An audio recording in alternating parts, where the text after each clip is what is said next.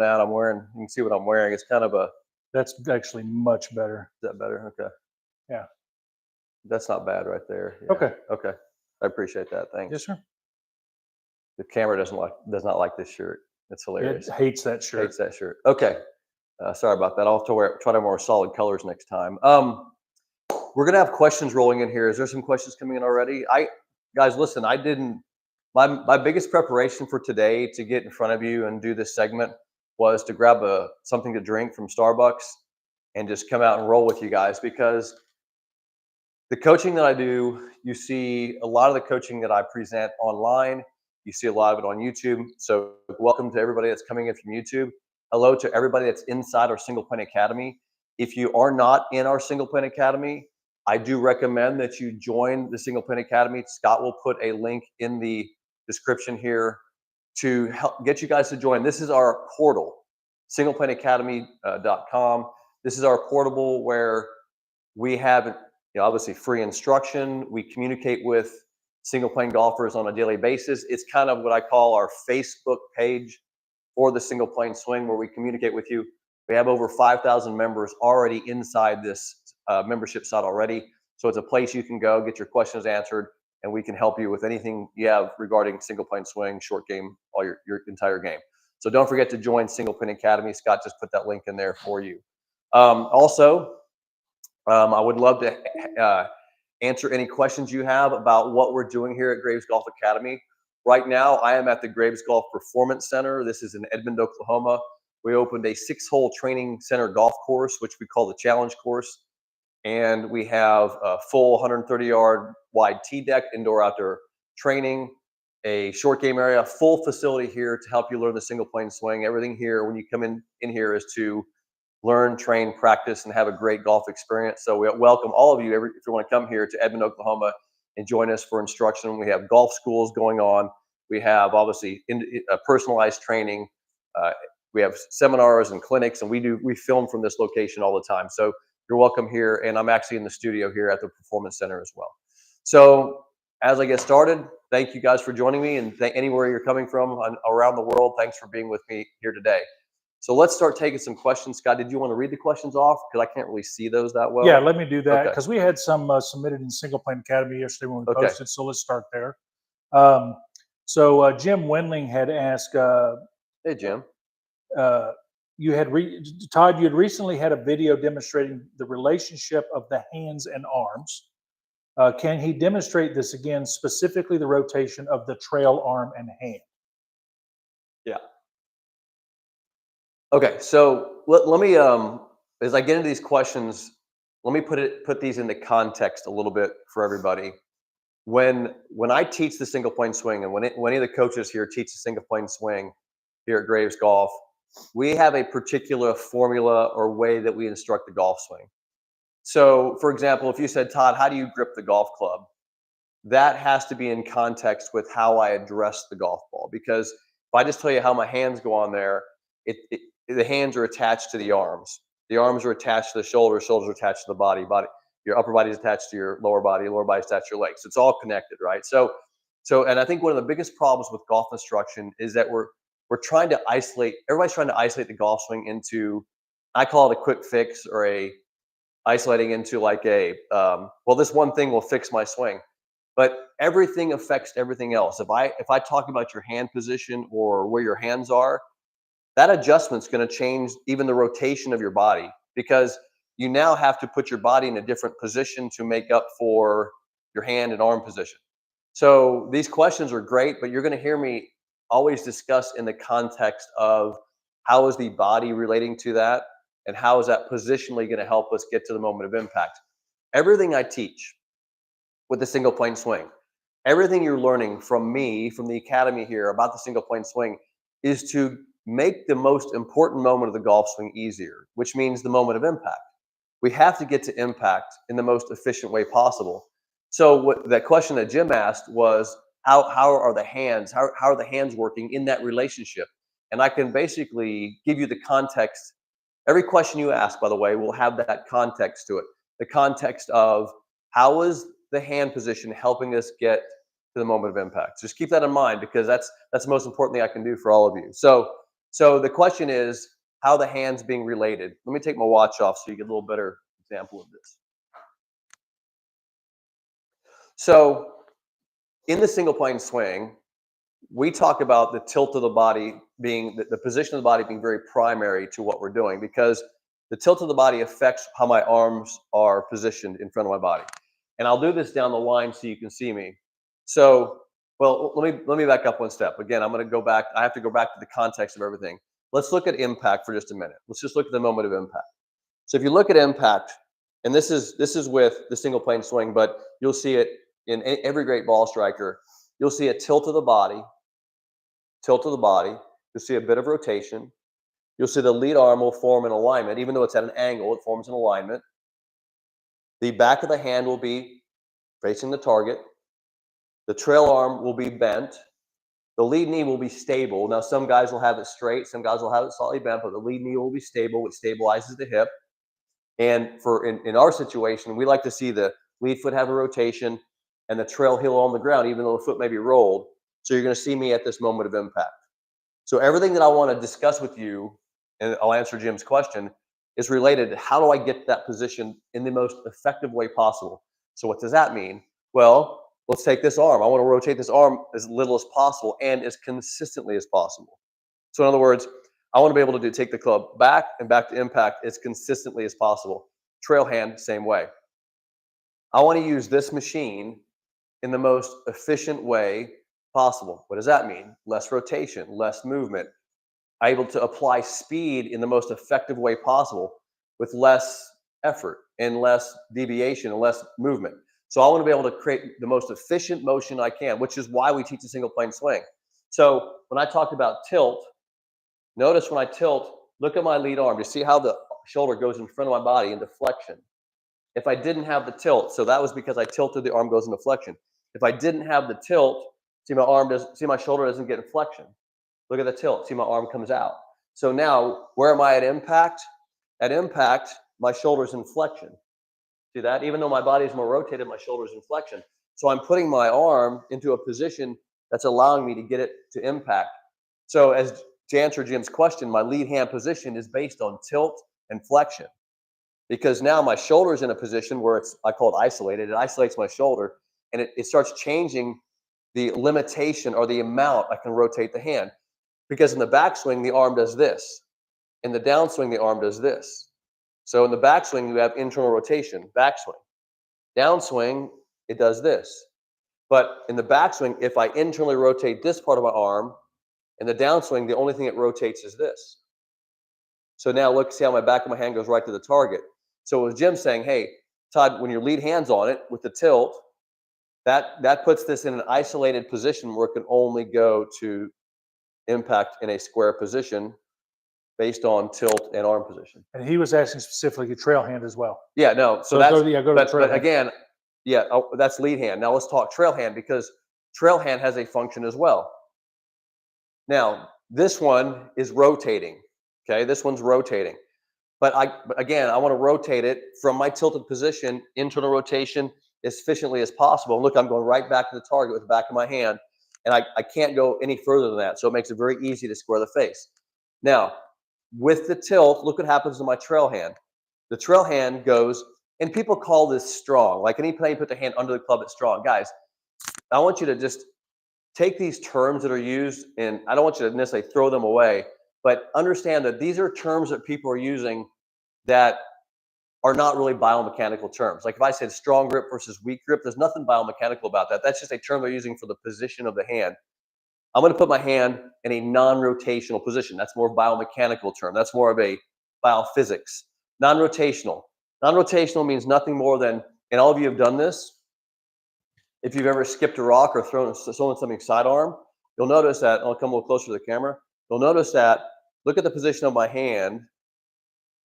That position, it's not underneath, I'm using a lever. See my hand, it's a lever. See that? That's a lever that I'm going to use. That's the longest lever my hand can make. And I want to put that lever in a non-rotational position, in a straight non-rotational motion. So when I hit a golf ball, that becomes a straight non-rotational motion. So So what I'm doing is, because of my tilt with my lead arm in position, I can now basically take this hand back and non-rotationally get to impact. See that? So this hand is back, down, non-rotational. Now, I'm not taking the hinge out of it. See that? I'm not taking the hinge out of it. See that? But I'm making it straight, non-rotational. Whereas this would be rotation. I'm taking that out of it. Okay, so I want to put that together for you. I want to put both those things together for you. Again, in the context of everything I'm doing is to help you get to the moment of impact. So, okay, look at my lead hand position, alignment, arm inflection in a perfect position. Look at my trail hand in that non-rotational, skipping the rock position. And now, as I go back, this is called radial deviation. A radial deviate. Look at the club go onto the plane. Okay, my trail hand, non-rotational. I'm coming down, and then as I'm turning, I basically skip a rock into impact. Skip a rock, see that? And it returns it back to impact in a straight, non-rotational fashion. And this one squares up. So you have this hand squaring up, and this hand putting speed into the back of the golf ball through extension. Okay. All Good right. question. And by the way, that a lot of that is fundamentally single plane, because if you're hanging your arms down here below your shoulders, you're creating some angles you got to deal with. So to uncomplicate that, we're up here in a single plane, producing some linear motion and getting the rotation out of it and these angles out of it. Okay, the next question is from KC Conrad. Hey, what's the status of the Mo Norman movie? There we go. What's the status of the Mo Norman movie? There's two things happening, and I've been saying this now for years. These things take a long time. I'm working on a documentary where we got a rough cut of this. We're continuing to develop that. So that is happening, the documentary film. Hopefully next year we'll have that out. It's a work in progress. There is some movement on the actual movie, the film that was written by Barry Morrow, who wrote the movie Rain Man. There is some activity on that as well. I can't go into the details of all that because it's all over contract. So we're starting to see some activity. I'll hopefully have better information for you guys in the next year of that. On that. That's a good question. We haven't heard that one in a while. Yeah. All right. The next question, come back here to YouTube. Mike LaRusso asked here in chat, what is your golf swing speed? It doesn't look like you swing fast enough to hit the ball 280 yards. And there's no TrackMan screenshots to show ball speeds, swing speed, etc. Yeah, my driver club head speed is anywhere from 105 miles an hour to 108 to 109. I've been able to get in the 110, 111 range when I'm playing a lot. Those numbers equally equate to 280 plus. If you're swinging at 105, you can hit it almost 300 yards now with the equipment and launching it correctly. I don't work at my swing speed at all. I don't really work out that much. I just kind of stay in shape. But I guarantee it, if I try to develop speed, which I don't necessarily even recommend it that much, because I don't really care, but because I hit it far enough for me. But if I wanted to hit it, get to the 112, 113 mile an hour, I think I probably could do it pretty easily. I just don't. But anyway, 105 miles an hour, my slowest swing speeds around 105. Is, if you do the math, 2.7 miles per hour. Roughly, it's 300 yards. It's 300, but I average about 280 off the tee, where I'm at. That might be a little less than 105 actually, but So 283 and a half carry. 283. That's where I'm at. So yeah, and to me, the most important part for me is getting the most. Here's where most people. There's two things to hit a golf ball longer distances. One is swing speed, right? Everybody looks at swing speed, but the thing that I look at more is efficiency of ball flight, spin rates, launch angles. I spent quite a bit of time with Jason Zuback and some of the guys in the long drive guys back in the day. I was trying to work on my swing speed at that time. And you would see guys swinging at 140 miles an hour, and you had guys swinging at 120. And the guys swinging at 120 were hitting it past the guys 140. Well, how does that happen? Well, they're hitting better ball flight, better spin rates, better efficiency. So to me, there's a whole factor of efficiency that I worry about. And the way I teach golf is I want you to become very consistent, very efficient, then you can add speed. I think the mistake people are making is they're trying to add speed without having the efficiency. So in other words, trying to hit it 300 yards plus and not having consistency in it, you're not going to play good golf that way, right? So you got to look. There's speed over here, and there's super consistency here, and you got to find this nice little middle ground where you have enough speed and you're super consistent. That's where I try to find. Good question. Thank you, Mike. William Truman says, I went to the range today and I was hitting my irons and woods fines except my driver.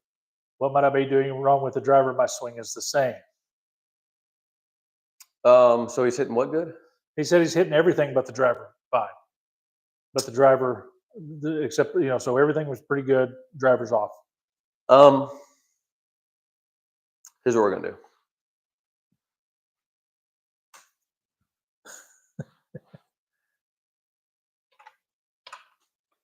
Welcome to my formula. Okay. Can they see this? Yeah, they can see that. Angle it a little more that way. There you go. That's a little, yeah, Okay. that looks better. Guys, let me tell you exactly how I deduce these things. And again, if I had a video of your swing, what was his name, Mike? That was William. William, if I had a video of your swing, this stuff's very easy to deduce. But here's how I would deduce it, and this is how I teach you to become kind of self-analytical on your swing motion. The formula that I use, and what I mean by formula, this is just a systematic approach to solving any golf swing problem that you have. Our coaches use this formula.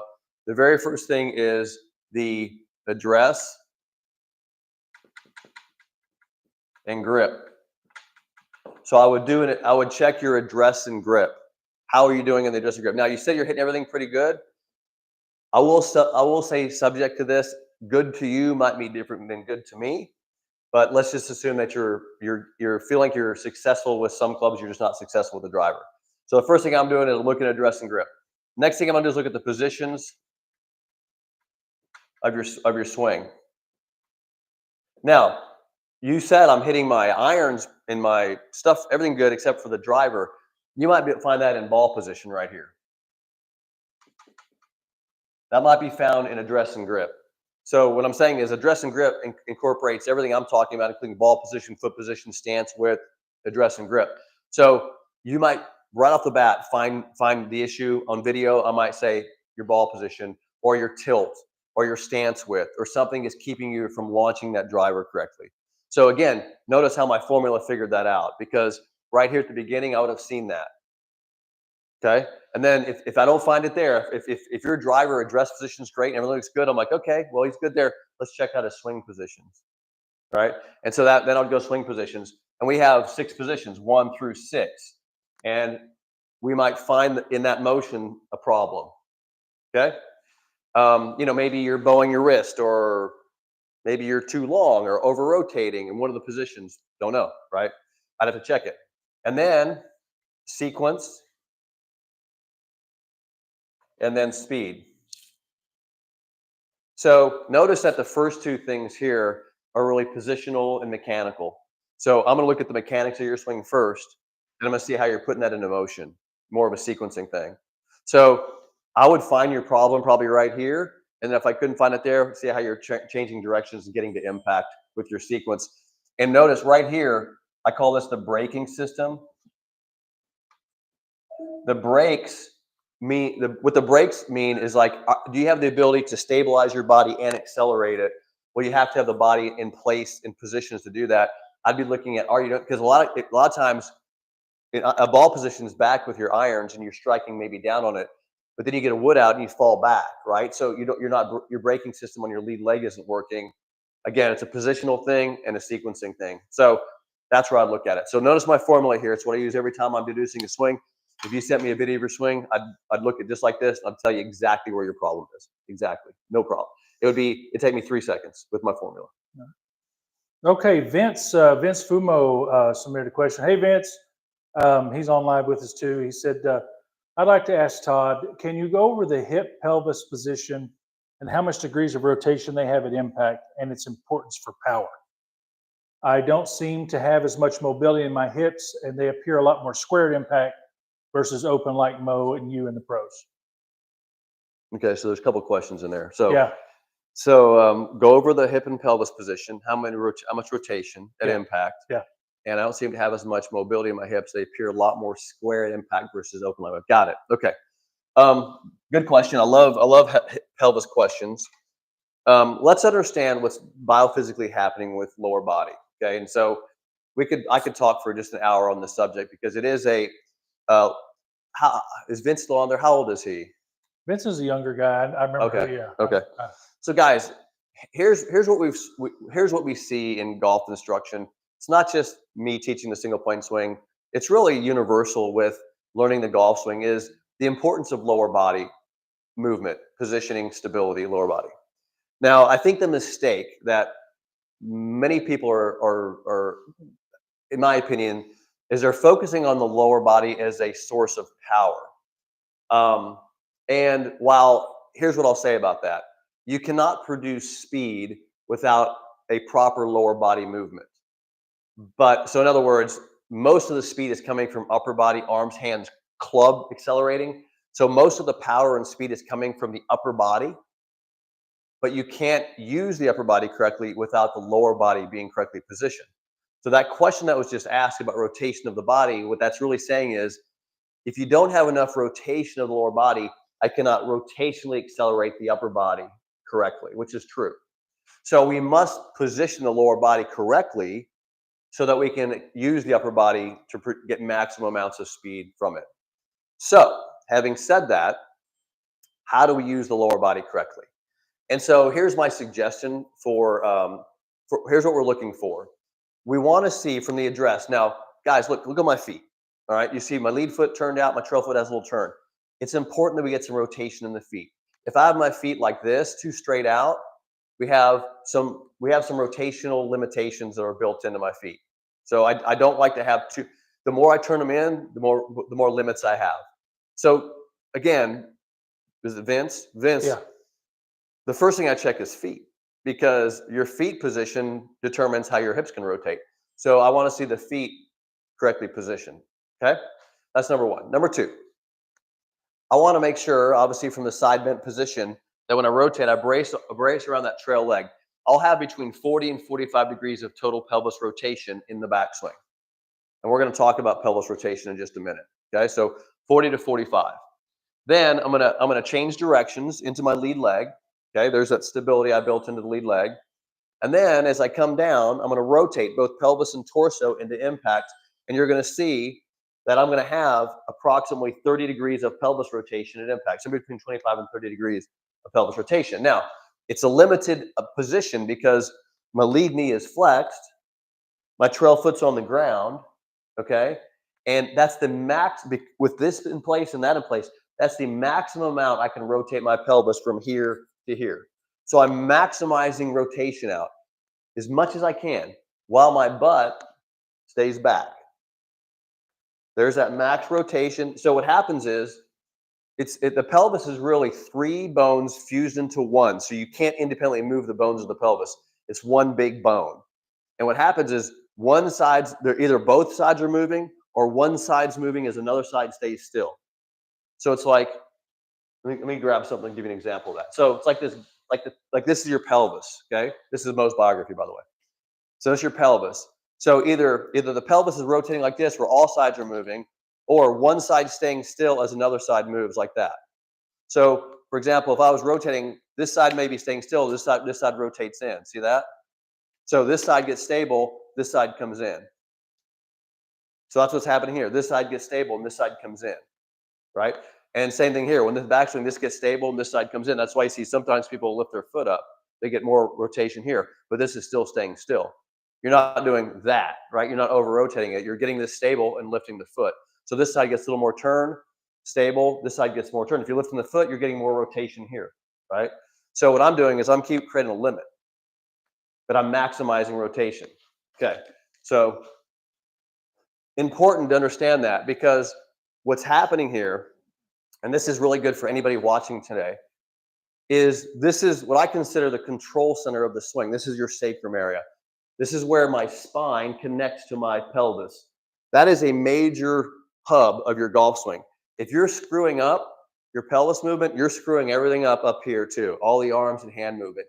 When you get control of the sacrum, right, you have control of this, you can get control of this. Now, that sacrum is basically where the spine comes into the lower pelvis, into the pelvis. The entire movement of that sacrum, when you're moving your body rotationally, think about this for a minute. The center of your pelvis, the center, the sacrum, is moving like an inch. It's not even hardly moving. The center. It's all the stuff around it that's moving. So I want you to kind of forget about trying to really spin the hips in the swing. That's a mistake. What you want to do is stop this hip and rotate this one. You want to stop and rotate. It's like in my book I wrote. It's like stepping into a shoe and then turning. You can only go so far. And you can only go so fast as that foot's down. So I'm actually trying to turn as much as I can and as fast as I can, but I just can't go that much because of that beautiful limit that's in place. Because when that limit's in place, let's take that one step further. And when I say limit, I'm not saying stop it. I'm saying just go as far as you can. You hit a range of motion. So stop, limit. But what that's letting me do is watch this. Because I'm hitting that limit, I can return it to impact much more effectively. See that? Again, I told you this entire conversation today is going to be about everything we're doing in the swing to get to that moment of impact. That's how I'm doing it. If I was lifting, straightening this leg, lifting this foot, creating more rotation, you see how I'm starting to really create variables to get to impact. It's creating too many variables. Much more consistent, just doing this. All right, so that should help him with the lower the pelvis. Should help. Good question. Thank you, Vince. Appreciate it. All right, next question is from Danny, the Renaissance Man Gonzalez. Yes. Can you speak to Mo's thought process before hitting? I'm not sure I can. Let me think about that for a minute.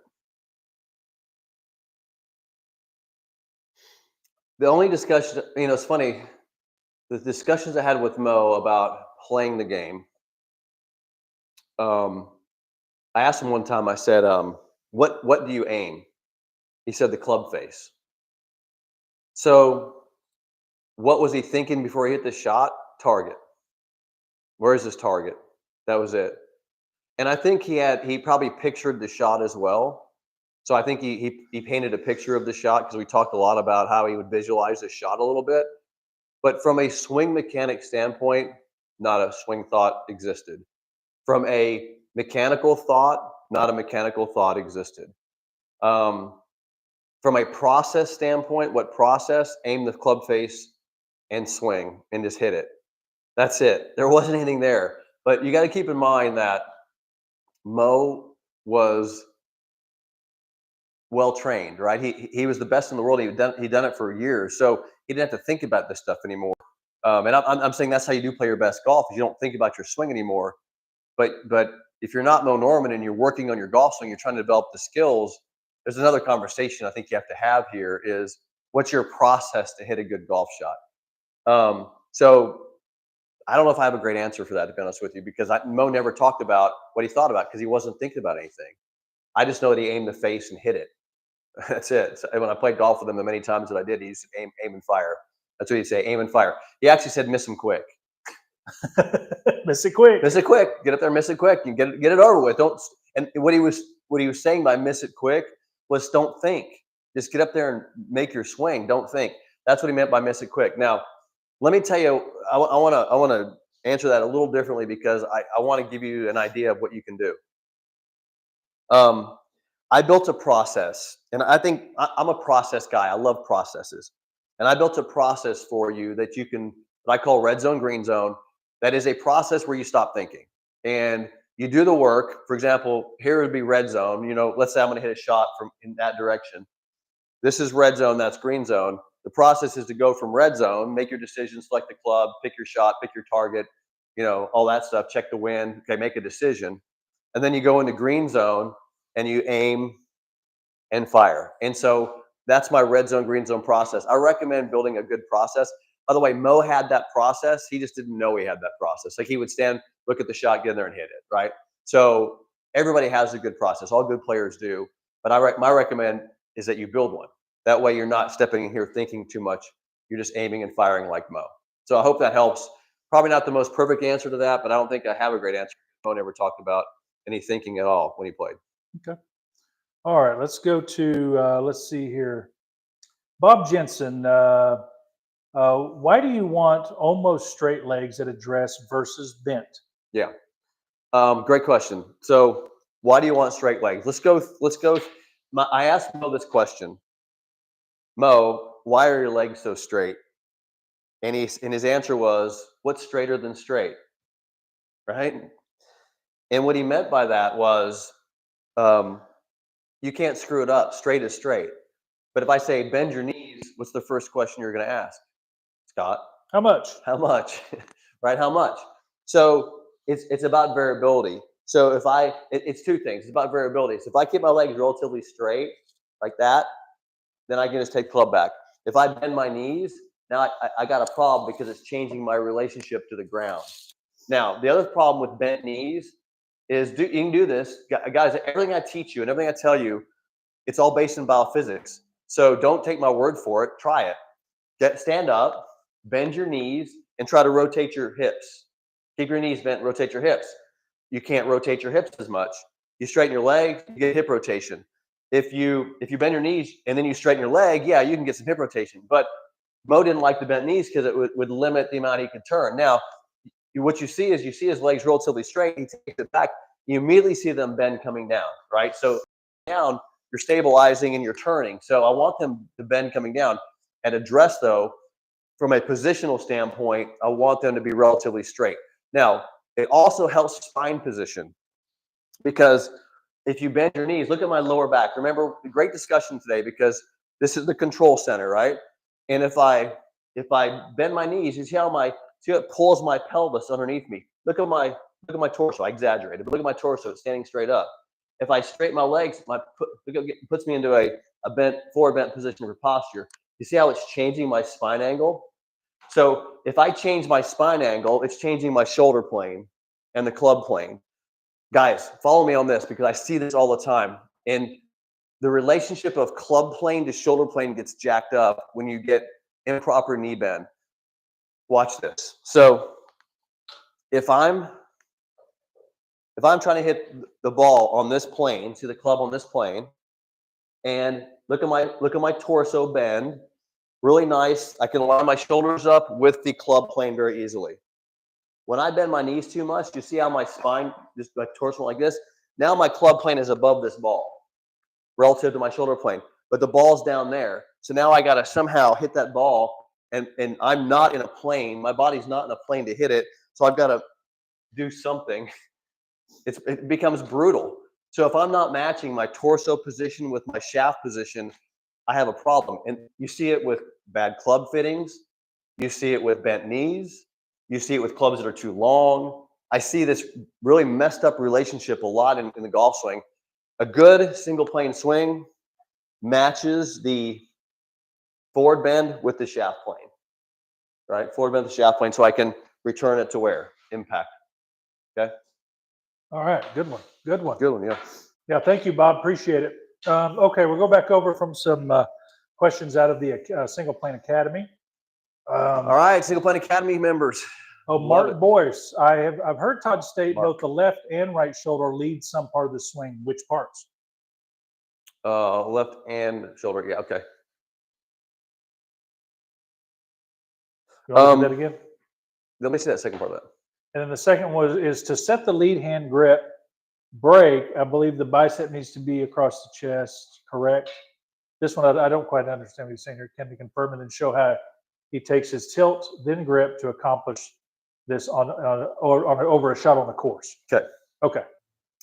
All right. So let's talk about shoulders, lead shoulder and trail shoulder. When the question was kind of phrased in a way of what's the left side doing and what's the right side doing in the swing, and so and again in biophysics, when you look at motion, there's motion going in the direction backswing, which we call negative. Everything's going away from the target. And then you have a positive motion, everything going directionally towards the target. So you have two directions to swing it. So your body is actually rotating in two directions. In the backswing, it's rotating in this direction. And then you're stabilizing the body, and then you're rotating it in this direction. So that should make a lot of sense. All good golf swings do that. So the question is, how am I initiating those movements that direction? And then how am I initiating those movements in that direction? And how do I start these movements? To me, it's important.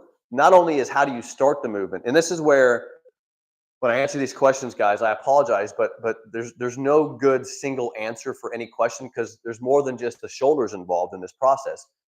Take your shoulders back, but if your leg isn't stable in the backswing, you can't take your shoulders back without moving your head. So you have to answer these kind of a 3D answer. And so the answer to that question is when I'm taking a backswing and I'm set up and I'm going to initiate my backswing, I'm bracing against the trail leg as I initiate with my, Mo called it the rod, this lead arm, lead shoulder rotation. So I feel like I'm initiating everything from the lead shoulder as I turn in the backswing to what we call position one. So I feel like, but I can't do that correctly without proper stabilization against my trail leg. So I go here and I initiate from the lead shoulder. I turn everything together. It's like the club is connected to me. Everything goes together. And this can be seen, this everything moving together can be seen in the kinematic sequence charts where you see the speed of everything, hands, arms, torso, pelvis, is accelerating at the exact same rate for a period of time in the initiation of the swing. So from here to here, everything's accelerating at the same rate. In other words, I don't have the hands going faster, the pelvis isn't going faster, arms aren't going faster. It's everything goes the same accelerated speed to there around this leg. And the only way I can do that is initiate from here around this leg. So this is very passive feeling. This is initiating from the lead side of my body. That's lead shoulder movement. Okay. Now the trail shoulder thing, I don't really ever initiate anything with my trail shoulder, right? I mean, because even in the downswing, when I stabilize, again, where did that initiate from? Pelvis initiates that stable. I'm actually pulling from here, right? So rotationally pulling. Okay, guys, watch. That's a pull with my arms. That's a rotational pull. There's a difference, right? So I always tell people, my arms are moving, but I'm not moving my arms, right? So as I get here and I stabilize, I'm rotationally pulling the arms. When I get to here, and this is what I think he was talking about in the question, when I get to here, see how this gets very isolated? In other words, I'm at a position where I can't really go very far. That's when the right side accelerates and fires. That's when I accelerate the right side. But I only accelerate the right side when the lead side is out of the way and stable. Pretty complicated, but that's what kinematic sequence is showing you. That's how you accelerate the body. So it looks like this. Let me just demonstrate that, just kind of so you see what I'm doing and how it becomes a golf swing. So from a proper single plane address and grip, backswing gets leveraged, right? So there's that stabilization in the backswing. You change directions, you stabilize. Now I'm turning everything together, and then when I get to a point, I accelerate trail side. This arm accelerates around this arm squaring. So you're getting, this feels very left side pull, right side accelerate. Okay, that's what's happening in the motion. Okay. Another good question. Yeah. All right. So from YouTube here, Como Flow 201. I'm sorry if I butchered that. It says, Todd, I'm learning the SPS with one length irons and hybrids, also using the ball position trainer. Should I be doing anything different with the ball and feet position? For what? So he's got one length irons, one length of iron, one length of hybrid. Yeah. So he's asking, should anything be changing with the ball position or with the trainer? Yeah, good question. By the way, guys, listen, before I get going too far, Scott, throw the link on there for single plane 30. Guys, if you're interested, because great questions you guys are asking. One of the things that I want to put out there for you is that next Monday, I am starting a single plane 30 class that we teach throughout the month. It's daily training for 30 days to teach you the single plane swing. It's called progressive training. You're delivered a module every single day. So every morning you get a module and you train that module during the day. Scott and I administer and coach the class throughout the month. So you'll see me live 4 times a month, sometimes 8 times a month, depending on how much I'm involved. But you'll see me coaching the class. You have to join by Monday to start the class. Otherwise, you have to wait till the next month to join. It's a monthly coaching class. We usually get 200 to 300 people in every single class. 200 is max. 200 is max. we had 300 one month. That's why yeah, it's like we had to max. We had 300 a month. We couldn't handle it, so we maxed it at 200. So 200 people, and we're already halfway full for the class for the next month. It's the absolute most efficient, effective way we can train you in the single plane swing. Scott put the link in there. It's called Single Plane 30. Love to have you guys enroll in that class. So the question was, again, repeat the Single question. point, one length irons and One length irons. hybrids. And he's using our ball position trainer. Should he be Yeah. doing anything different with ball and feet position with those? So back when Bryson signed with Cobra, I was involved in building Bryson's first set of irons with Cobra. And we were building a single length set of clubs. And then they brought those clubs to me here, and I got a couple days, it was really just a day and a half, to experiment with single length clubs and how effective they were. You've probably seen me talk about this a little bit on the YouTube channel. I don't love single length clubs. I'm not in love with that concept. It's not that it doesn't work. It's not that it can't be effective. But what I learned is that if you don't have very high swing speeds, and maybe you do, and that's fine, if you have high swing speeds, the single length clubs become fewer and far between in your bag. So you might have 4 irons the same length, maybe 5, and then everything else gets multiple lengths. So, if you're talking, you have 4 or 5 irons the same length, where should this ball position be placed? And what you have, so people with single length clubs are trying to have the same stance width with every club because the clubs are all the same length. Stance width and club length are interrelated. And what that means, I want to explain this because it takes some discussion to understand what's going on with a single length club. Every club you hit, everything has more loft. So like a wedge has more loft than, let's say your longest single length club is a 6-iron.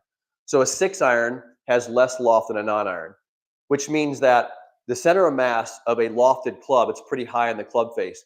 And the only way to hit the center of mass of this golf ball with the center of mass of this face is to put a particular amount of lean of that shaft, because I've got to get the loft de-lofted enough to hit center of mass with center of mass. Does that make sense? That's why with this non-iron in my hand, when I hit this non-iron, that I want my stance to be slightly narrow, because when my stance is more narrow and I go to impact, you'll notice that my shoulder is more in front, creating more angle of the shaft. Okay? So my stance width allows my swing to have more shaft lean with the non-iron. Let me grab a 6-iron. So now there's a 6-iron. I don't want as much shaft lean. Look at my non-iron. If I hit this 6-iron with that much lean, I've just turned it into probably a 4-iron or a 3-iron. So how do I get more effective loft at impact with a 6-iron? Is I widen my feet.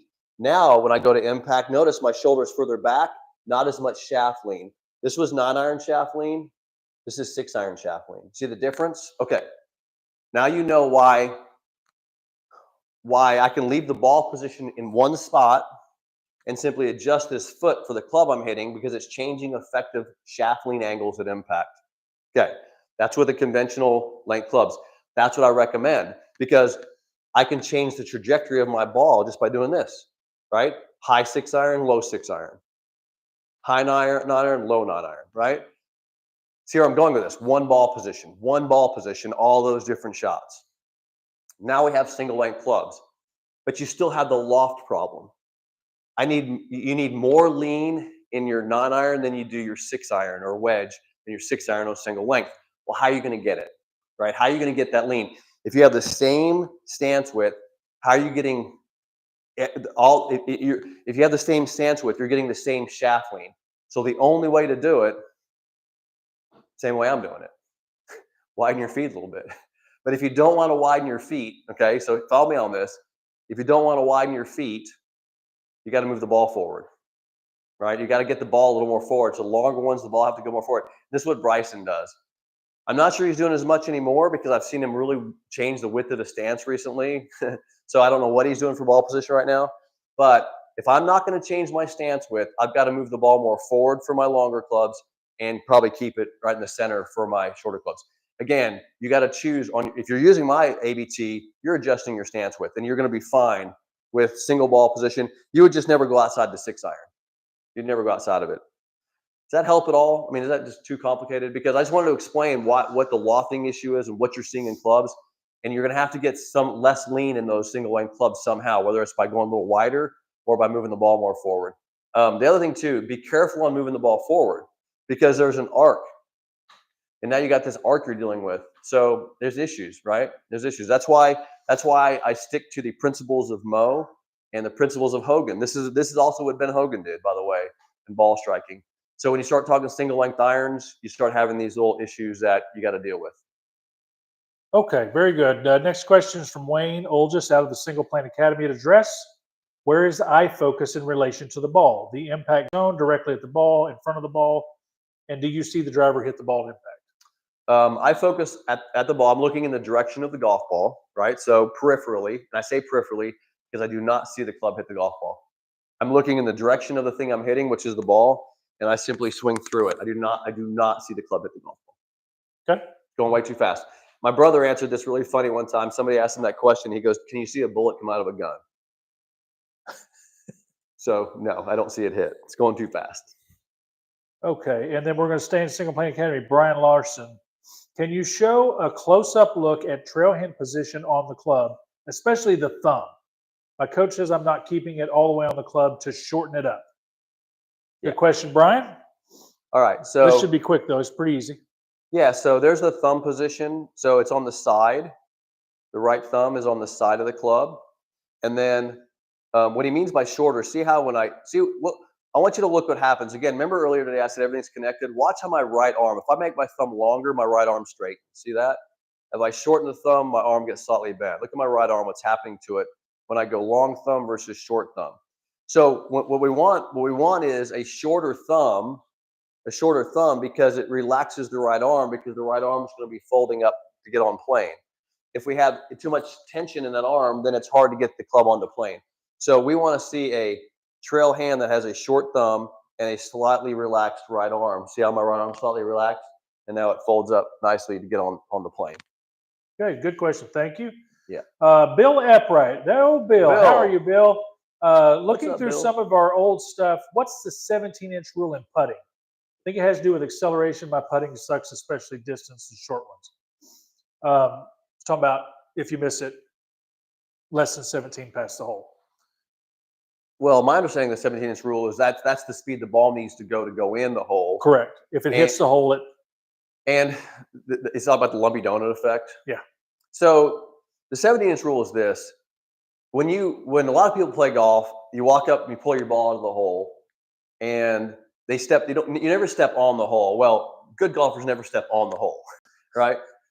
Trust me, I've seen a lot of people just step in the hole, but good golfers step around the hole. You know how you step close to the hole, reach in, get your ball out.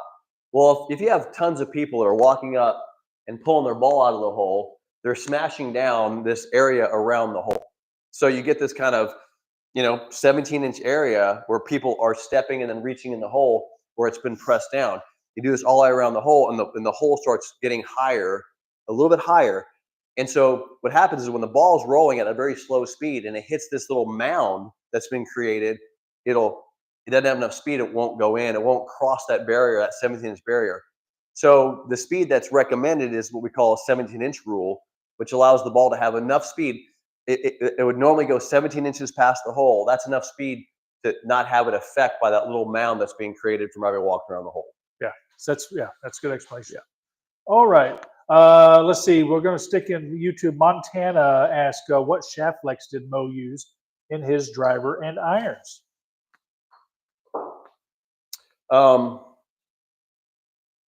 In my time with Mo, I saw the kitchen sink when it came to shaft flex and clubs. His favorite set of clubs was a pretty stiff shaft. But you guys, listen, be careful on this stuff because he put a ton of weight on the club heads and he had weight in the grip.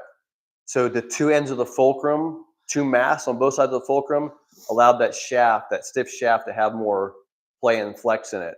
So if you're not going to go with super heavy golf clubs, which I don't recommend either, if you don't go with super heavy clubs, don't pay attention to Mo's shaft. There's no one.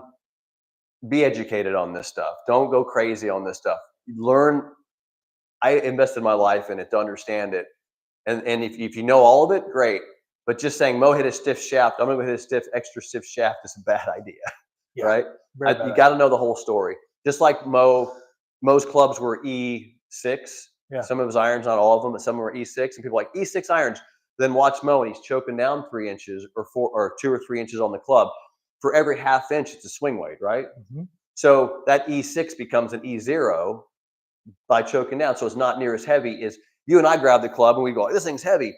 Mo wasn't hitting it from that weight. He was choking down on it.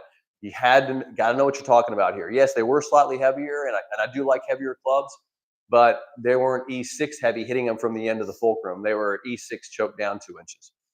Be careful. Be careful. By the way, I got most clubs in my office here, and you can go look at them. You can see how heavy they were in the shafts and all that stuff. I've hit them plenty of times. So interesting stuff, but I don't get too carried away.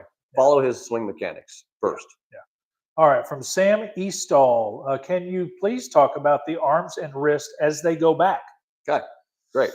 Good question, Sam. All right, let's isolate them. Let's talk about arms and wrists, and let's isolate each one individually so we understand them. Let's talk about lead wrist first. And again, I'm going to go into my side bend and get my arm in the rod position, the lead arm in the rod position. It's arms in flexion, arms in front of me, and my arm is in a full range of motion with my lower forearm. So that is my hand position, and the lead hand is an ulnar deviation. That's a relaxing the wrist, so it gets that wrist completely ulnar deviated versus an angle. Okay.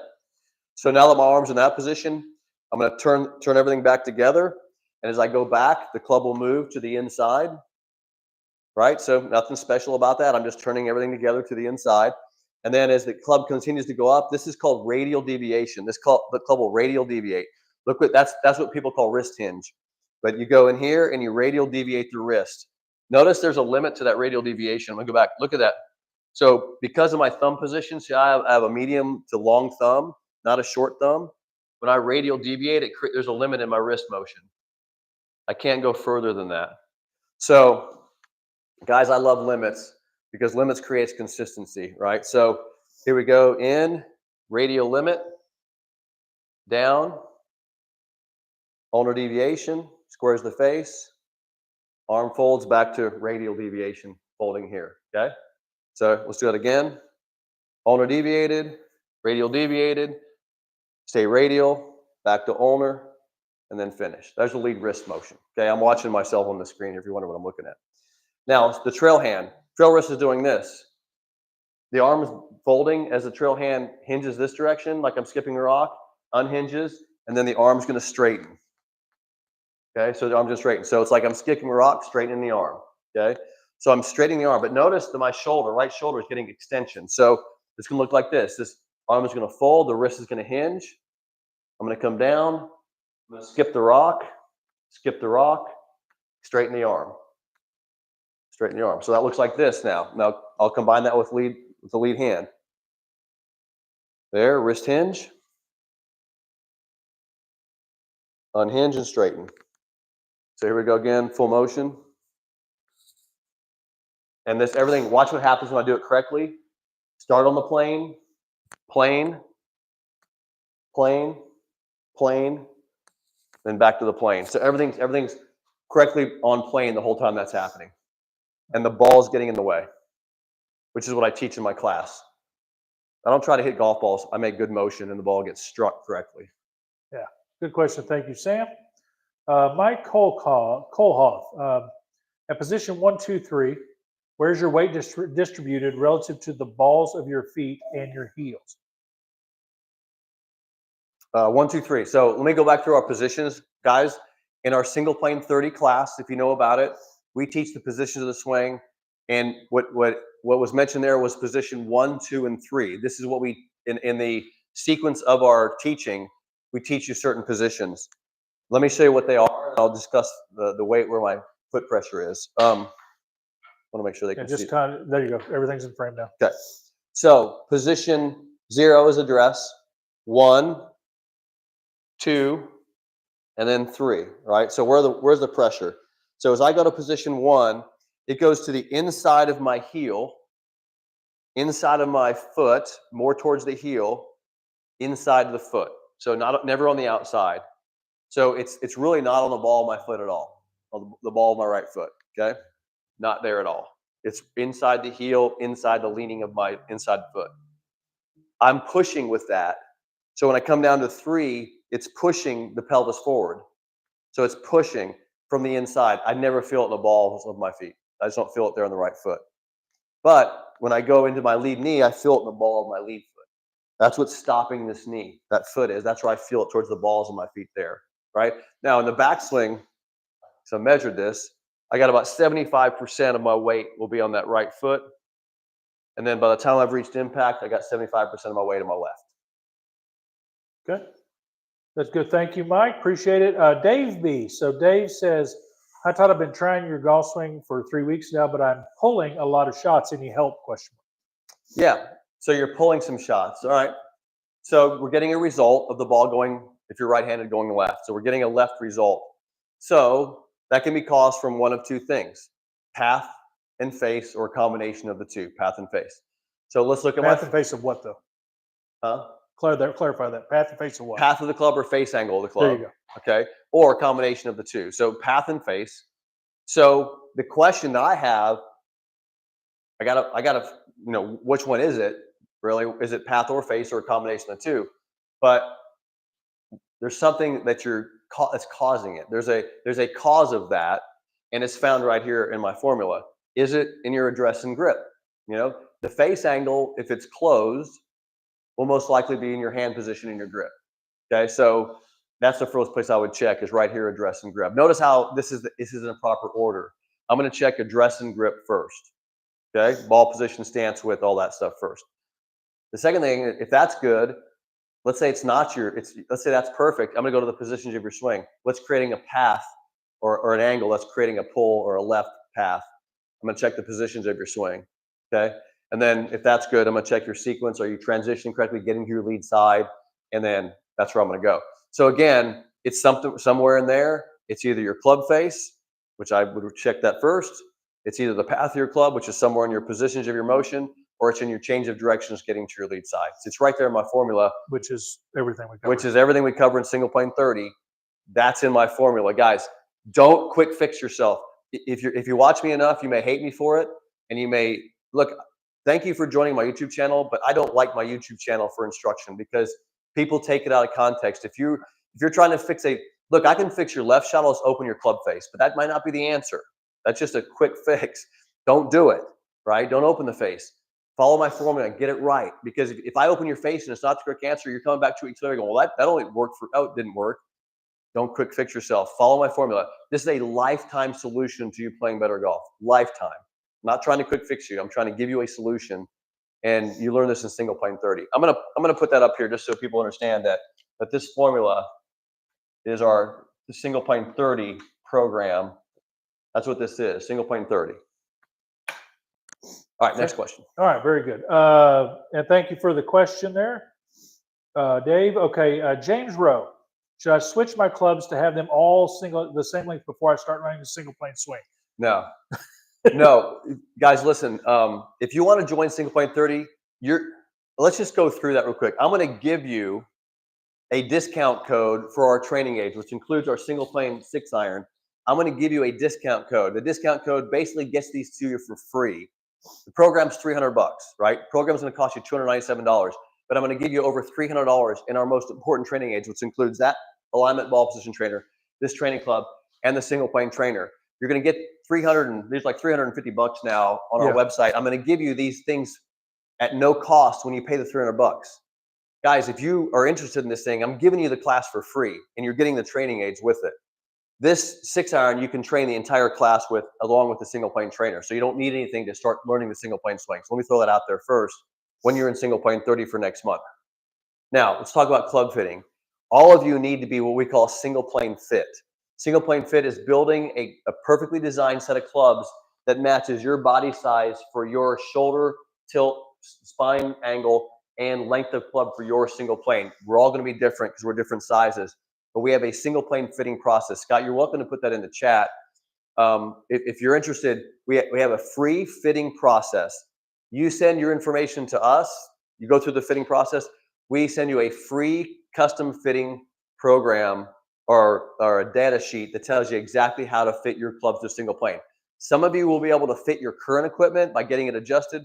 Some of you will need to buy new equipment to fit that. But I don't recommend single length clubs. Again, I don't hate them. Trust me, I don't hate them. They do work. I just think you got to be careful that you're not limiting yourself with single length clubs. I think they're limiting to most people because they don't have the swing acceleration and the swing speeds to get the most out of them. Just my opinion again, but you don't have to believe me. Just I've had that experience. And granted that my multi-length clubs, guys, listen, I'm swinging on the same club to spine relationship no matter what length. Whether the club's this long, this long, this long, this long, this long, this long, I have the same club to spine relationship. So I have the same exact swing no matter what plane I'm on. So I am swinging on a single plane. It's just adjusting based on length. So this whole single length thing, I just don't necessarily believe in it. Okay. Just me. All right. Captain Phil asked, how far should the tilt be? How Should the, far? how much tilt? Side bend, Side bend, so two it's two tilts. tilts. Yeah. Okay, 16 degrees. Okay, 16 degrees this direction. And with a 6-iron, roughly 45 forward bend on that direction. It's just data. Yeah. And then 1988, MB3 said, Todd, I want to preface with I would never call you old. But my question is, how does Graves Golf plan on keeping the legacy motor alive for several years to come? I like that question. Yeah, how are we keeping Mo's legacy alive? Well, I Mo, think he said you were old, but I'm going to go with and he that. called me old. That's okay. It's not all incorrect. Look, Mo's legacy is a couple of things to me. Mo's legacy is obviously his golf swing has a legacy, and hopefully that you guys, I look at you, the single plane golfers out there that are swinging like Mo, you're a big part of keeping his legacy alive, right? I mean, you go talk about Mo, you're swinging like he is, you follow him, you're a fan of his. You guys are in charge of also keeping his legacy alive as I am. I'll do my job. I'm going to obviously produce the films and the movies and the things that'll solidify him in kind of history, which has already happened quite a bit so far. My perspective is this, though, is you can't stop the truth. So the more that we teach, the more that I teach the single plane swing and the more that I show people a simpler way to play, I'm just putting what I believe is biomechanical truth, which Mo Norman discovered. And I always look at his swing as a discovery, by the way, not as a method. It's a discovery because he found that the easiest way to use the human body to strike a golf ball. That's a discovery of how to use this body in a more efficient way to play the game of golf. So I don't think you can stop the truth. I think Mo, whether I'm gone and even if my company's not here anymore, Mo Norman's truth of his golf swing will be here forever. Thanks to him and hopefully thanks to us for carrying that forward. So I'm not that worried about carrying it forward because I think it will be carried forward without me. But I'll do my best while I'm here and while I'm young enough to keep going. All right. Very good. Thank you for that question. Let's see. Terry Moore, what would the proper grip tension / pressure be on the golf club? Yeah. Again, I don't pay much attention to grip pressure, and I'll tell you why. Because grip pressure is gonna produce itself during the swing motion.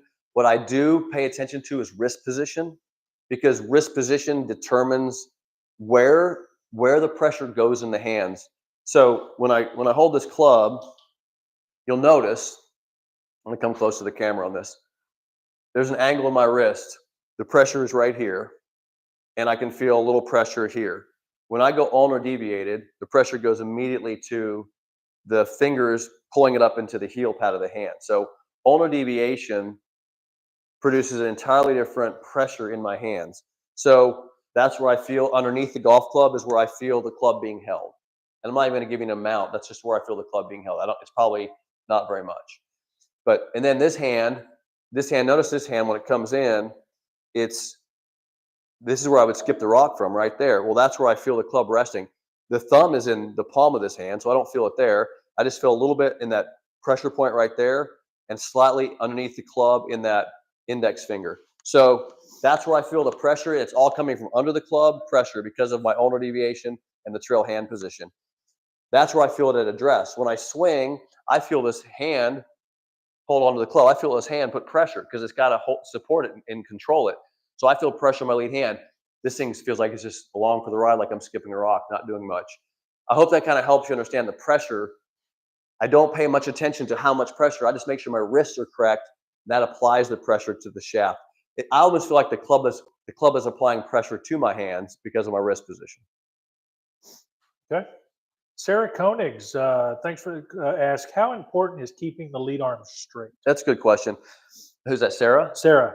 Hey, Sarah. Mo had a slightly bent arm. If you look at some of his swing motion, his lead arm would bend a little bit. I'm not that concerned about the arm being a little bit bent. What I am concerned about is the rotation of the arm. So I'll give you a quick example of that. Again, this is my 6-iron. If I was taking a swing and look, I'll bend my arm a little bit. That's not a bad position. I actually like that. Takes a little pressure off my shoulder. It's not bad. When I come down, it's going to end up being pretty straight at impact. So that'll happen automatically. Notice at the top here, my arm is slightly bent. Notice the club is nicely on plane. What I don't want to see is when the arm bends and you get off of plane. I don't want to see like the arm out of position. So there's a correct position of the arm, whether I bend or not. I look for that club position to be correct in that arm position. So a little bend, I'm okay with. Not a big deal.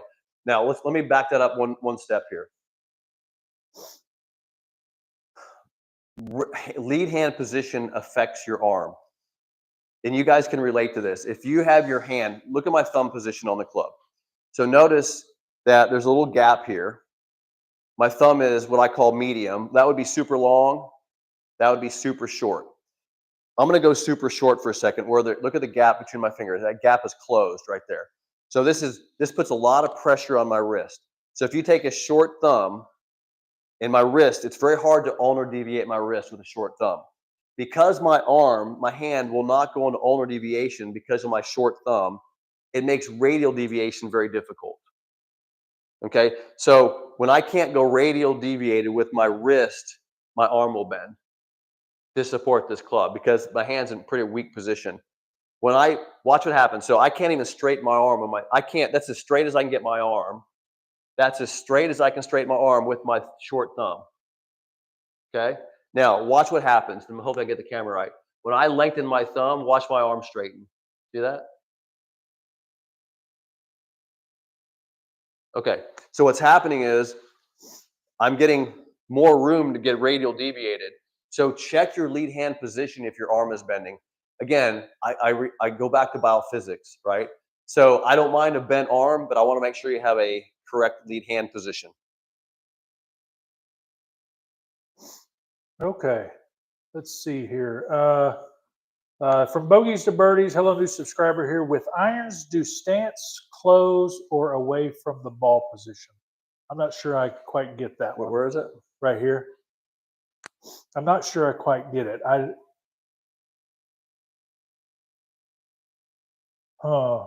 Close, not close. Yeah, Close. maybe close or away from the ball position. How far? How far? Yeah, it's like yeah. Let's go with that. How far? How far you stand? How far you stand from the ball? Yeah. So much of your distance from the ball is related to. Obviously, we're talking about single length clubs here, but so much of your distance from the ball is related to the lie angle and the length of the club. This determines my distance from the ball, right? The length of the club and that lie angle of the club. So when I set up with this 9-iron, when it sits on the ground correctly, there's the proper lie angle and distance from that ball. If I was too far, my toes off the ground. If I was too close, my heel's off the ground. If I'm correct, it's sitting on the ground correctly. That gives me the proper tilt, proper single plane alignment, proper club on the ground, and proper plane. I rely on my golf clubs to tell me distance from the ball. I rely on these guys because when I put that club on the ground and I set up to it, it looks good, it sets good. I love having clubs that fit well because it gives me all the geometry, it sets my geometry correct. If you're struggling with distance from the ball, a lot of times you're struggling with your clubs don't fit you well. And I recommend having really good fit clubs. We don't have to worry about it that much. That's one answer. Now, the other answer is we've measured this. And we have found that the way we get a 45-degree angle and the proper tilts is to make sure you're at least 26 inches from a 6-iron from toe line to middle of the ball, 26 inches. Now, that's a bit of a rough number because, look, I don't know your clubs. I don't know how you're gripping it. I don't know your mechanics. So I'm going to tell you that number, but without really seeing how you're holding it, that might not be accurate for you. But we have found that generally 26 inches from toe line to ball for 6-iron, then it's 1 inch for every club. So a 7-iron would be 1 inch less than that, right? So then a 8-iron would be 2 inches less than that. So those are our general numbers that tend to get us the proper geometry. but I don't know your equipment. I don't know your hand size. I don't know your club length. There's so many variables that I don't know. To give you those numbers might not be helpful to you. But distance from the ball. Yeah. Okay. John, Todd, explain the lead arm rod. John Barnes. Hi, Yep. John. Why did Mo call it the rod? Because is it because it's in a locked position at impact? Yeah, Mo called the rod because it's the only straight line you have. So this is the only straight line you have at impact. Rod, right? So everything else is bent. Trail arm's bent, body's rotated, everything's bent. But the thing that's not bent is this rod position. But I don't think the term rod came from Mo. It came from Paul Berthley, which is a person that Mo spent time with, a very well-known instructor who's passed away a number of years ago. But he talked about the rod in these key positions. So Mo got that from Paul Berthley, but it was because you have this rod arm position that's going to realign at impact. It's the only straight line you have. That's why I call it the rod. Yeah. Good. Okay. Let's see here. I'm not going to pronounce it right, but 100% believe the single plane system is better and more efficient. Why isn't there more pro golfers using the system? Or why hasn't any student of yours in this system been successful? Couple questions. So the question is, We're going to answer this question. big believer in the swing, but why aren't more golfers using on the pro golf using the system, or why haven't students of yours on the system been successful? So if you want to look up one of my most successful students, his name is Roberto Labrija. He just won this year on the Latin American Tour. Love his golf swing. You'll love it too, but he hits the ball a mile. But that's one of my younger guys. I think he's 20, in his early 20s or mid 20s right now. But I think you'll see a lot of success out of Roberto. Number two is I don't teach a lot of guys that are out there trying to play on the tour. I don't have a lot of tour players that I've tried to teach. Most of the people I spend my time teaching are guys that are I'm saving a lot more golf games that I'm trying to get people on tour. I'm helping people fall in love with the game again by saving their backs and making the game easier. And that's, to be honest with you, that's where I like to spend my time. I like spending it with you out there who are like me, who are recreational golfers trying to get better and better at the game. I don't try to compete anymore either. That's number two.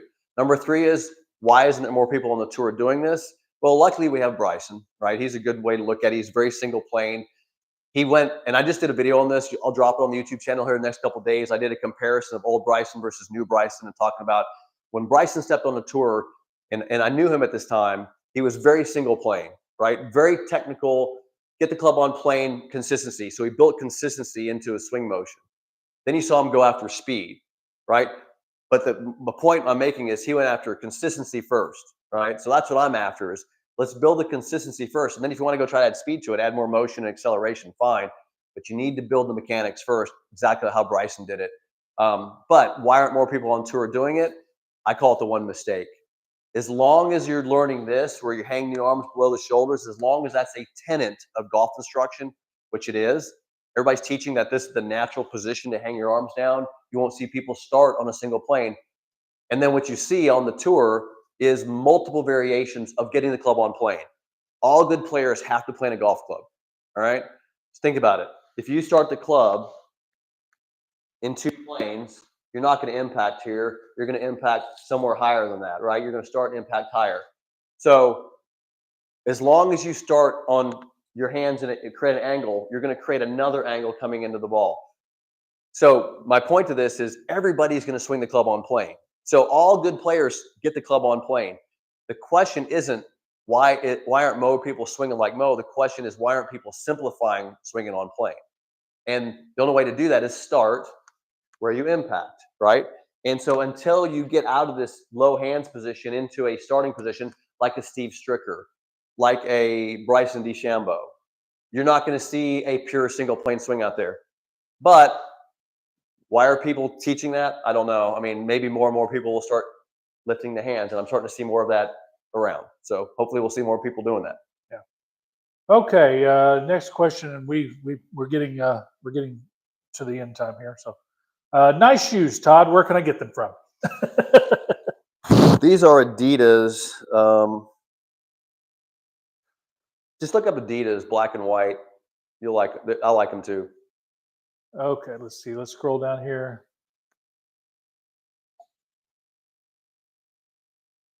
Okay, so Tony Eubanks, this is a good question. I feel like I'm doing all the positions correctly, but my driver speed is only 83 miles per hour with the swing. How can I increase speed without losing positions or control?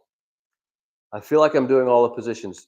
Okay, Tony, I love this question. Thank you for asking this. One of the parts of this process, guys, is this.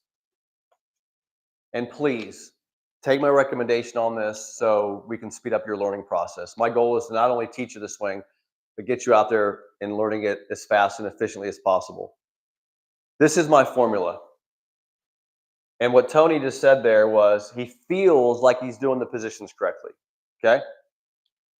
But you didn't say, I've checked on video, and on video, I'm hitting the exact positions you recommend. Okay, there's a difference. What you feel you're doing and what you're actually doing are very different. You guys know this.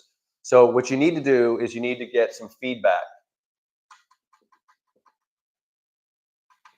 Feedback is nothing more than measuring what you're doing. Guys, listen, if you're going to do this and learn this swing, you got to start getting some feedback, especially if you're in learning mode. Scott and I do this all week long, every single day. We've been doing this for years, right? And this last year, we do a single plane 30 class every month. The one that starts November, this next month starts on Monday. We'll be teaching that class. And we recommend, guys, that you get feedback on your swing, which means you start looking at it on video. By the way, Scott probably gonna hate me for saying this. When you join the single plane 30 program, we give it as a gift when you join the program. We give you 1 free month of coaching where you work with our coaches. You can send your videos into our coaches for that month while we're teaching you single plane 30. So if you join single plane 30 for November, you get 30 days access to our coaches where we give you feedback. So this piece, we do it for you while you're in the single plane 30 program. Guys, it's $100 a month deal we do online. I'm giving that to you too. I'm giving you the training aids and $100 access to our coaches for the month where you get feedback. But my point to that is the feedback that you get tells me that you're in the exact positions. But let me answer the question like this. Let's say you are exactly in the correct positions and you still want more speed. It's a great question because in my formula, we got to look at, are you sequencing and braking correctly? See, if your positions are great, again, let me follow my formula to answer that question. You said, Todd, I feel like my positions are correct. Good. Your addressing grip was great, and you're hitting all the positions of your swing. Great. Why aren't you getting the speed? You're missing something in the brakes. You're not able to stabilize well enough to accelerate, to produce speed. See, speed's the last part of the formula. So what I need to do is I need to see your sequence, and I need to see you swing. I need to get some feedback. I need to see your swing so I can see how you're actually applying the brakes. We'll find out how you accelerate more from that. My suggestion, my opinion is we're missing a position.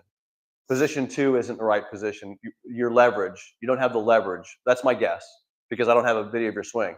But again, I'm checking your positions on a video and I'm checking your sequence if you're in good positions. Yeah. So I know that didn't really help your question because here's what I don't want to do. Go out there and swing faster. I don't want to do that, right? I do want to give you one piece of advice though, since we're here. When I say sequence and breaks, let's say your positions are perfect. I don't know if they are or not. Well, let's say your positions are great. You've got to stabilize better to accelerate better. If this break right here isn't working, you can't rotationally create acceleration. So I'm going to work on your lead leg position if everything, that's my guess, total guess. But I would work on your lead leg position to accelerate. Okay. All right. Last question. Last question. Last question. It's Harry Saltis. And hey guys, first of all, before I answer this last question, I want to thank everybody for joining me. Scott's going to put that link one more time for single plane 30. It's pinned up the top. Oh, it's up there. It's pinned to the top. Guys, listen, join me. I don't know if I'll have time to get back on live with you guys before that class. But if you're interested in single plane 30, please hop into the class. I look forward to teaching next month. All right, what's the last question? So Harry Saltis or Salties, Todd, would you comment on the interlocking grip, Nicholas? Yes. Compared with Mo? Yeah. So, I recommend an overlapping grip position. Overlapping grip is when you have your lead hand grip, your knuckles are very close together, and this pinky just rests slightly on top of this, and you overlap. There's no pressure here on that pinky, and what it does, it allows me to get my lead hand in its neutral and correct position with my tilt, and my trail hand. It allows me to focus. We had this question earlier about that little skipping the rock pressure point. It allows me to focus on the correct position of my trail hand. So I do not want my palm on the golf club. I want the palm on that thumb. And the reason is because I want to be able to produce this nice leverage angle and look at the top of my swing You got to get a little lower there. And you get, yeah. Notice that my palm is nowhere near the golf club. Okay, my thumb is in there. Now, why is that important? Because if I put my palm on the club, watch how it eliminates angle. See how it basically angle disappears. Well, I've lost. Look at how far the club head moves when I do that. So I've lost that much club movement when I grip it in the palm. I don't want to do that. Okay. So that's why I recommend overlapping, because it puts my hands in a position to produce this nice leverage angle and secure the club to produce speed. Okay. Now the question was interlocking. I don't like interlocking because, see my trail hand position? If I try to interlock this position of my pinky and it tends to put my right hand on top and extend my arm. This is correct. That's interlocking. I start seeing pressure on this hand on top, so I don't like it. Okay, so again, I recommend overlapping. Now, some of you are going to say, well, Mo, 10-finger grip. Not always. When Mo's best golf, the tournaments he won, all the every course record he shot, every time you see a picture of Mo back in the playing day, he was overlapping. Okay, look at the picture of this book. I'll bring this up close. Feeling great in his book. This is a picture of Mo hitting look, he's overlapping in this picture. Okay, this is a very famous picture of Mo hitting off of a Coke bottle. He's overlapping there. So Mo overlapped his hands. Now, he also 10-finger, right? 10-finger. He never baseball. Guys, this is baseball. Thumb on the side, that's baseball. Mo never had the thumb to the side. So people say, Mo, baseball grip. He never did. But let's go 10-finger. Watch this. So I'm going to go, see if you can even see this. I'm overlapping right now. Watch me go 10-finger. Did you see a difference? None. Hardly any. Right? So a good 10-finger grip is fine. I don't love it because it kind of makes me feel like my hands are working independently and not together. But a good 10-finger grip doesn't really change. And this is exactly what Mo did. He went from overlapping to a good 10-finger, and I have no problem, even in myself, hitting good golf shots with that grip. What I hate, though, I use the word hate because I do hate it. I hate when people start grabbing it in the palm of this trail hand because it starts doing this, starts eliminating this really important angle. And they all say to me, I'm hitting it shorter now with Mo's swing. No, you're doing it wrong because you keep grabbing it in the palm of this hand. And I know Mo, there's videos out there where Mo's like, look, it's in the palms. Guys, one time I was with Mo, and I go, Mo, show these people your grip. And he shows them like this, palms and palms, and he goes hitting, goes like this. He put his hands right where he strikes the ball from. He shows this, hits like that. I have video of it. So be careful. Look, I spent 10 years with Mo. I've analyzed every single inch of everything, right? His grip, his positions, everything. I've seen him 10-finger overlap. I've seen it all. I've done it all. Either you trust me or you don't. You can do this. If you want to go 10-finger, do that, but do not grab it in the palms of the hands, right? And I don't recommend interlocking. I just think you're going to run into rotational positions. You're going to create a rotation in the trail hand that's unnecessary. Okay. Trevor? Guys, again, I look forward to seeing you in Single Plane 30 next month. I appreciate that. Thanks for all the questions. Hope you enjoyed the live segment. Next live, we'll probably do on the range. As long as the weather holds up, we'll get on the range, hit some balls for you guys. Thanks for joining me live. Appreciate it. See you in the next video.